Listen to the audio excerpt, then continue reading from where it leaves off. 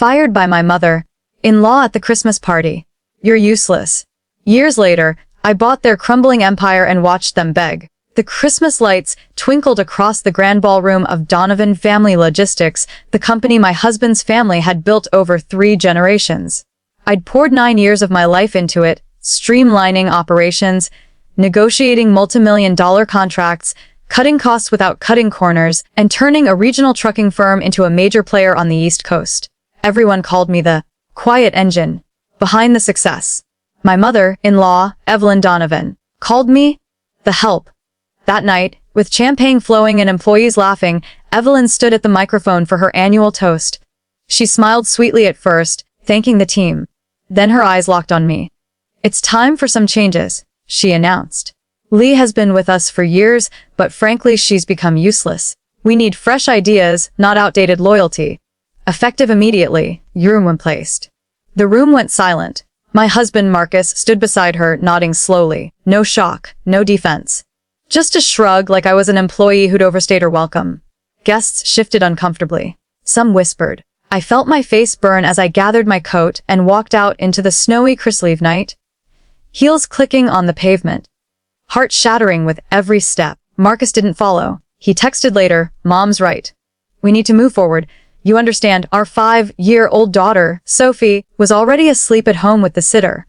I picked her up, drove to the train station, and sat on a cold bench, staring at the tracks. No plan. No home to go back to if he chose them. Just me and a little girl who deserved better. That's when a man in a sharp wool coat sat beside me. "Rough night?" he asked gently. I laughed bitterly and spilled the story, everything. He listened without interrupting. Turns out his name was Daniel Reyes. His mother, Elena Reyes, owned Rise Transport Solutions, the one competitor Donovan Logistics had spent years trying to undercut. Daniel handed me his card. "My mom's been looking for someone with your exact experience. She knows your work, she's followed the contracts you closed. Come to our office after the holidays. Just a real offer." I almost refused, but Sophie tugged my sleeve and said, "Mummy, why are you crying?" That was enough. I nodded. 2 weeks later, I started at Reyes as Senior Operations Director.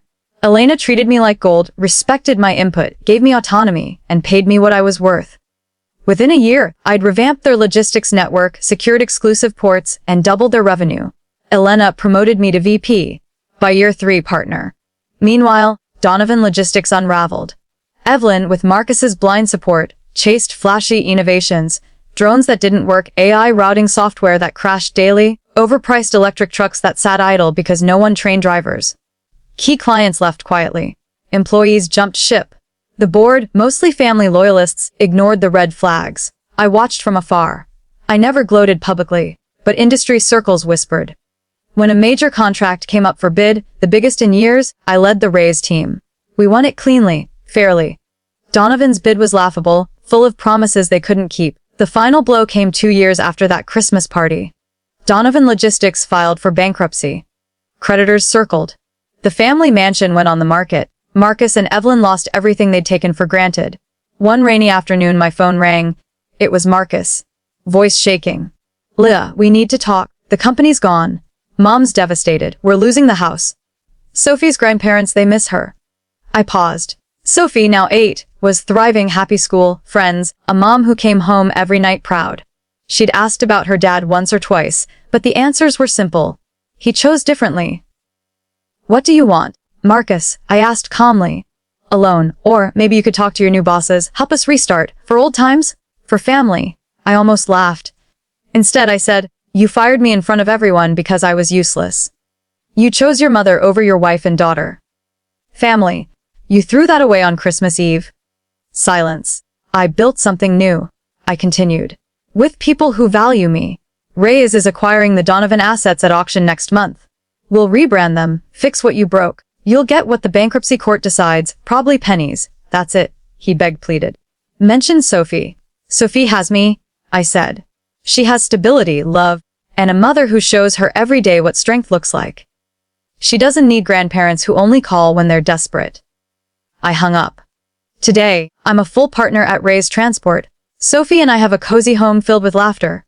She brags about Mommy's big job to her friends. Elena has become like a second grandmother, kind, wise, never demanding. Every Christmas, we decorate our tree, bake cookies, and watch the snow fall. No drama, no humiliation, just peace. And sometimes, when the lights glow softly asks, "Mom, are you happy?" I kiss her forehead. Happier than I've ever been, sweetheart, because I walked away from people who didn't see my worth and found those who do. Walking away isn't weakness. Sometimes, it's the most powerful revenge of all.